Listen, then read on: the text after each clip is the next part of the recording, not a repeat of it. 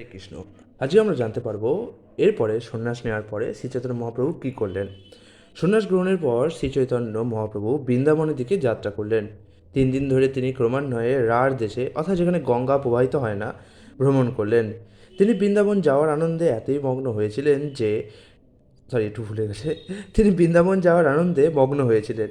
কিন্তু নিত্যানন্দ প্রভু পথ পরিবর্তন করে তাকে শান্তিপুরে অদ্বৈত আচার্যের বাড়িতে নিয়ে গেলেন। মহাপ্রভু কয়েকদিনের জন্য অদ্বৈত প্রভুর গিয়ে অবস্থান করলেন। তিনি যে চিরকালের জন্য গৃহত্যাগ করেছেন সে কথা ভেবে অদ্বৈত আচার্য প্রভু নবদ্বীপের লোক পাঠালেন সতীমাতাকে নিয়ে আসার জন্য, যাতে তিনি শেষবারের মতো তার পুত্রকে দেখতে পারেন। কিছু দুষ্ট প্রকৃতির লোক প্রচার করে যে শ্রীচৈতন্য মহাপ্রভু সন্ন্যাস গ্রহণের পর তার স্ত্রীর সঙ্গেও দেখা করেছিলেন এবং তাকে তার পাদুকা দান করেছিলেন। কিন্তু বিষ্ণুপ্রিয়া দেবীর সঙ্গে শ্রীচৈতন্য মহাপ্রভুর সাক্ষাৎকারের কোনো স্বাস্থ্যসম্মত প্রমাণ নেই বা নির্ভরযোগ্য বর্ণনাও নেই। অদ্বৈত আচার্যের গিয়ে শচীমাতার সঙ্গে শ্রীচৈতন্য মহাপ্রভুর সাক্ষাৎকার হয় এবং সন্ন্যাসীর বেশে তার পুত্রকে দর্শন করে তিনি গভীরভাবে মর্মাহত হন। তিনি তাকে অনুরোধ করেছিলেন তিনি যেন জগন্নাথ পুরীতে থাকেন, যাতে লোকে মুখে তিনি তার সংবাদ পেতে পারেন। শ্রীচৈতন্য মহাপ্রভু তার স্নেহময়ী মাতার ইচ্ছা পূর্ণ করতে সম্মত হয়েছিলেন। এই ঘটনার পর শ্রীচৈতন্য মহাপ্রভু সমস্ত নবদ্বীপবাসীকে শোক সমুদ্রে নিমজ্জিত করে পুরীর দিকে যাত্রা করলেন। শ্রীচৈতন্য মহাপ্রভু জগন্নাথ পুরী যাওয়ার পথে অনেক গুরুত্বপূর্ণ স্থান দর্শন করেছিলেন। তিনি রেমুনার গোপীনাথজির, অর্থাৎ যিনি মাধবেন্দ্র পুরীর জন্য ক্ষীর চুরি করেছিলেন, তার মন্দির দর্শন করেছিলেন। তারপর থেকে গোপীনাথজির শিবিগ্রহের নাম হয়েছিল ক্ষীরচোরা গোপীনাথ।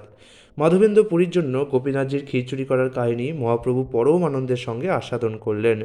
পরমেশ্বর ভগবানের চুরি করার প্রবণতা রয়েছে, কিন্তু পরমেশ্বর ভগবানের চুরি করাও বিস্ময়কর।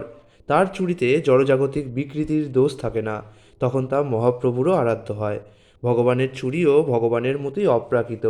গোপীনাথজির ক্ষীর চুরি করার কৌতূহলদীপক কাহিনী ছিল কৃষ্ণদাস কবিরাজ গোস্বামী শ্রী চৈতন্য চরিতামৃত গ্রন্থে সবিস্তারে বর্ণনা করেছেন। উড়িষ্যার বালেশ্বর জেলার রেমুনার ক্ষীরচোরা গোপীনাথজির মন্দির দর্শন করার পর শ্রীচৈতন্য মহাপ্রভু পুরীর দিকে যাত্রা করলেন এবং পথে তিনি সাক্ষী গোপাল মন্দির দর্শন করলেন। দুইজন ব্রাহ্মণের পারিবারিক কলহের সমাধান করার জন্য সাক্ষী হয়ে গোপাল বৃন্দাবন থেকে পায়ে হেঁটে বিদ্যানগরে এসেছিলেন।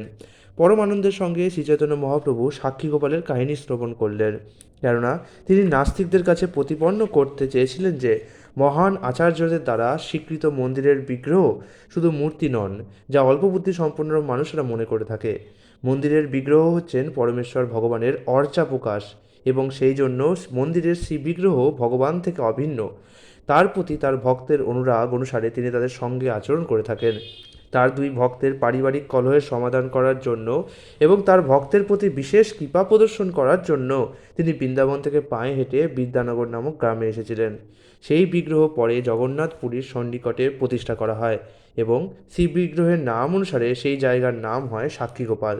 সেখানে এক রাত্রি অবস্থান করে শ্রীচৈতন্য মহাপ্রভু জগন্নাথ পুরীর দিকে যাত্রা করলেন। পথে নিত্যানন্দ প্রভু তার সন্ন্যাসদণ্ড ভেঙে ফেলেন। সেই জন্য আপাতভাবে তার সহগামীদের প্রতি ক্রোধ প্রদর্শন করলেন এবং তাদের সঙ্গ পরিত্যাগ করে একাই পুরী গেলেন। পুরীতে জগন্নাথ দেবের মন্দিরে প্রবেশ করে তিনি প্রেমাবেশে মূর্ছিত হলেন, কিন্তু মন্দিরের পাণ্ডারা মহাপ্রভুর এই অপ্রাকৃত ভাব বুঝতে পারল না। তারা তখন সেখানে সার্বভৌম ভট্টাচার্য নামক এক মহাপণ্ডিত উপস্থিত ছিলেন এবং তিনি বুঝতে পারলেন যে মন্দিরে প্রবেশ করে ভগবানের শ্রীবিগ্রহ দর্শন করে প্রেমাবেশে এই মূর্ছা কোনো সাধারণ ব্যাপার নয়।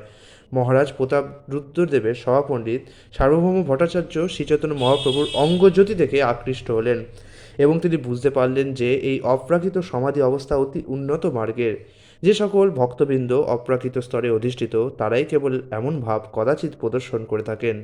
একজন মুক্ত পুরুষই কেবল সম্পূর্ণ বাহ্য চেতনাহীন অপ্রাকৃত অবস্থা প্রদর্শন করতে পারেন এবং সার্বভৌম ভট্টাচার্যের মতো মহাপণ্ডিত শাস্ত্রের বর্ণনা অনুসারে তা বুঝতে পারলেন। তাই তিনি মন্দিরের পাণ্ডাদের এই অজ্ঞাত সন্ন্যাসীকে বিরক্ত করতে নিষেধ করলেন। তিনি তাদের নবযৌবন সম্পন্ন সন্ন্যাসীটিকে তার গৃহে নিয়ে যাওয়ার নির্দেশ দিলেন, যাতে তিনি তার এই মূর্ছিত অবস্থা আরও পুঙ্খানুপুঙ্খভাবে দেখতে পারেন। মহাপ্রভুকে তখন সার্বভৌম ভট্টাচার্যের গৃহে নিয়ে যাওয়া হলো।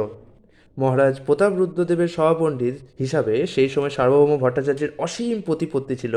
অনেক সময় কিছু লোক ভণ্ডামি করে এবং ভগবত ভক্তদের চরম প্রকাশ রূপে এইসব বিকারগুলির অনুকরণ করে থাকে।